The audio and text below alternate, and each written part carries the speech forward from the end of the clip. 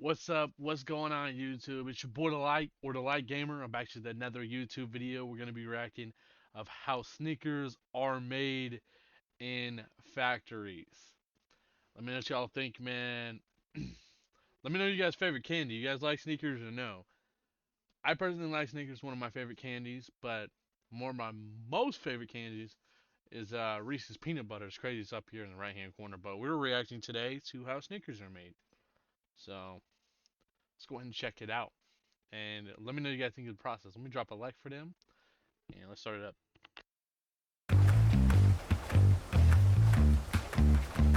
It's that perfect blend of fluffy nougat, gooey caramel, salty peanuts, and creamy milk chocolate. It's the deliciousness of a Snickers, the candy bar that's been satisfying hunger for nearly a century. When Frank C. Mars created this irresistible combination of salty and sweet in 1930, naming it after the family's favorite horse, it's been putting smiles on faces ever since. Wait a minute, I didn't know that they named it after their favorite horse. That's crazy, bro. But hey, you learn something new every day, man. Today, Snickers isn't just the world's best-selling candy bar, it's a cultural icon, offering everything from fun size to king size, almond to peanut butter, and even ice cream varieties. There's truly a Snickers for every type of craving. Let me just say something, bro. When they came up with the ice cream idea for Snickers, bro, like when it first was the thing and came out, they haven't been out that long. I thought I was tripping, right? And then I bought one and put it in the freezer and I ate it. I was like, bro, this is ice cream. This is delicious. So, let me know you guys' first like interaction when you had a Snickers or anything like that below. I like hearing about stories and just pretty interesting, cool things, you know. But yeah, So come along as we uncover the secrets of the Snickers factory, witnessing the creation of this legendary treat, layer by delectable layer. It's a tasty journey that's likely to bring a smile, just as its name suggests. Imagine bringing your side project to life just by thinking about it. Meet Base 44. Inside this bustling Master Foods facility in Waco, Texas, Snickers are born on a massive scale. This single factory churns out a whopping 65% of all Snickers bars sold in the US, while the remaining 35% come from a network of factories scattered across the country, ensuring that every candy aisle nationwide. hey, bro, I just seen that conveyor and just know that's a ton of chocolate bars and Snickers, bro. I'll tell you right now, bro, if I was over there eating that off the freaking conveyor, bro, I'm getting fired or I'm getting sick, bro. Like, that's crazy amount of candy, dude. Holy. Is well stocked with this cherished snack. The magic begins with the creamy milk chocolate. But there's something special about this chocolate. It's especially formulated with higher amounts of cocoa butter and lecithin, which naturally raises its melting point. The result is a chocolate that resists melting in your hand, but dissolves delightfully the moment it touches your tongue. So let's dive into how this unique mixture is prepared, and why it's perfect for creating that unforgettable Snickers experience. In short order, first, top-quality cocoa beans are de-shelled by this machine, before the inner nibs are roasted in this large oven. After that, the cocoa nibs are ground in an industrial miller and combined with sugar and milk powder, in which forms a thick paste. The chocolate paste is then sent to a refiner, turning it into a fine cocoa powder.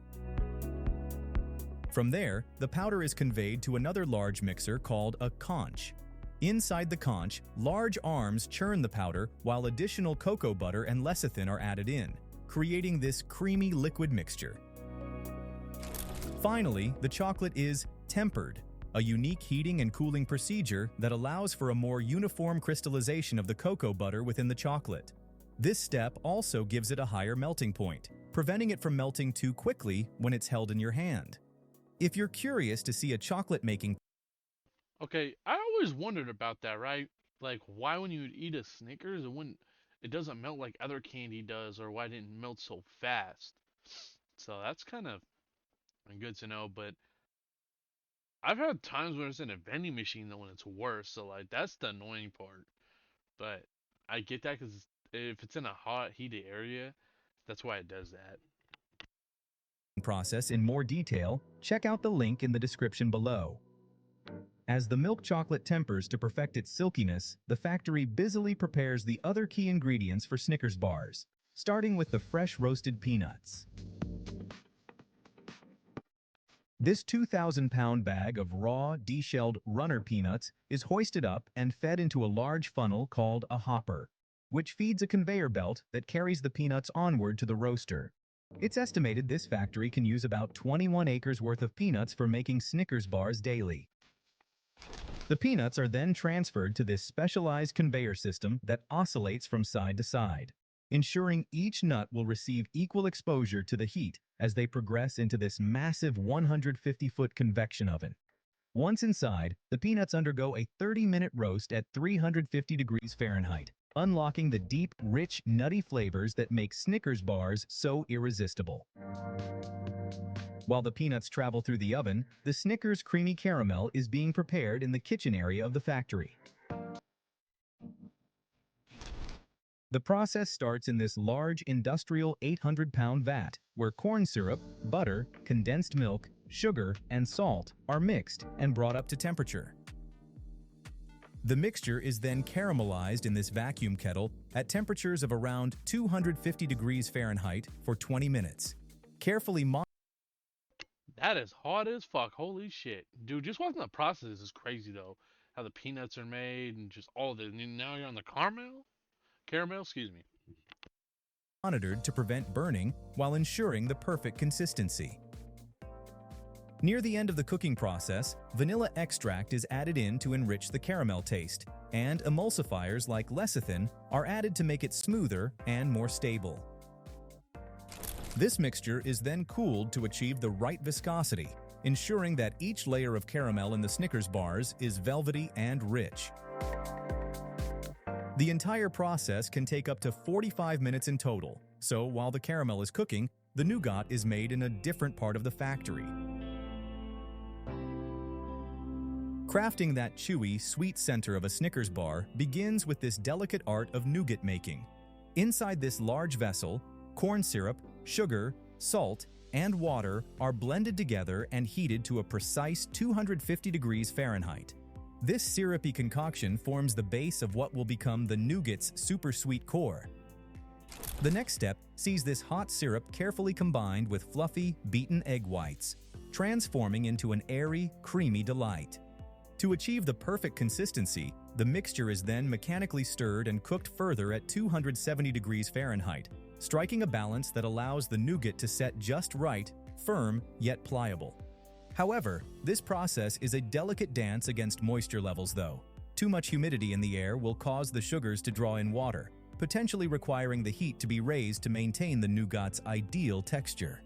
After all, That's crazy to hear, bro. So it's gonna come about certain temperatures on that, and say if like in that factory or whatever it is at not at that set temperature, they have to try to find a way to set it themselves.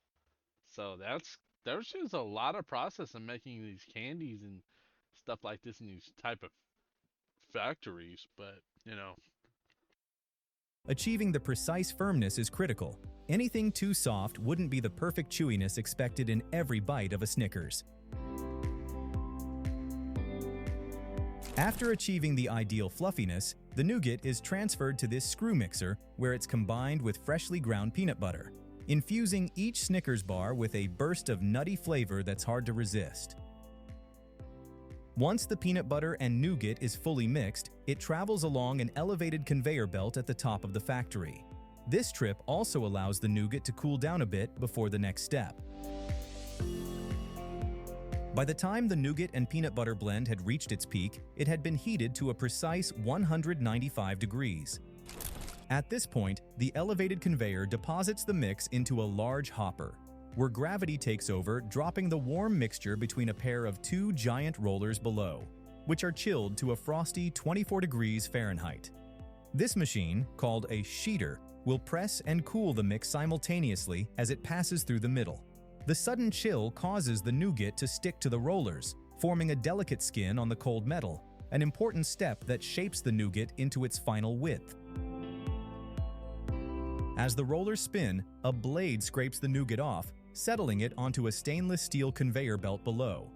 As soon as the nougat lands, it's conveyed towards the next step, where it will be joined with the creamy caramel and crunchy peanuts. Want to break into cybersecurity but don't have experience?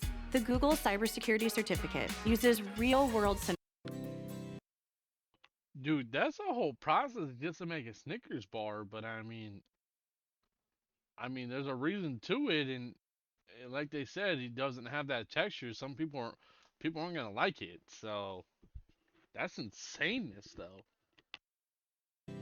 As these steps unfold, the roasted peanuts make their timely exit from the industrial tunnel oven after about 30 minutes, perfectly toasted and full of flavor. They tumble onto this conveyor, ready to join the process. As they progress down the line, a worker spreads the nuts around, ensuring they remain separated and evenly distributed. Then they travel through this spinning drum, where a fine mist of salt is applied, adding that extra little bit of flavor to every single peanut.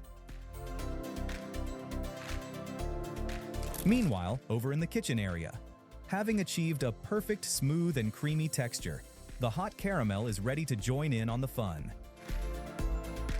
Released from the kettle via a discharge valve at the bottom, the molten caramel flows into this large vat positioned directly below.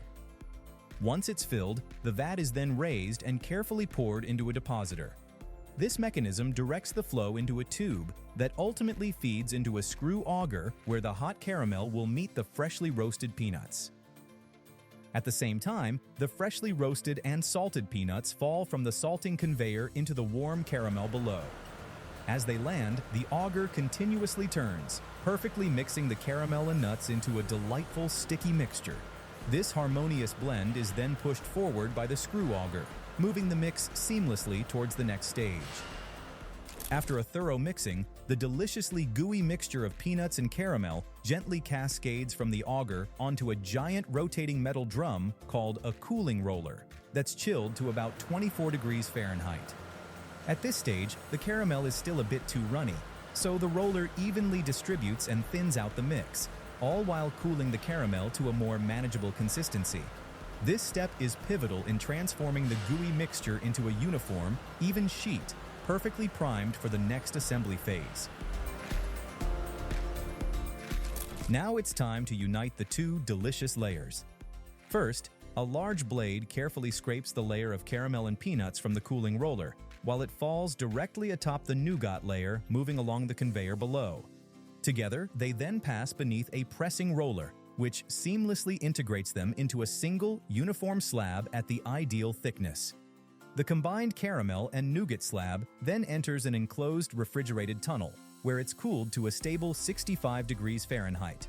The cooling tunnel not only hardens the layers, ensuring it can be easily sliced, but Dude, that's pretty much like one giant and big Snickers bar. That's crazy.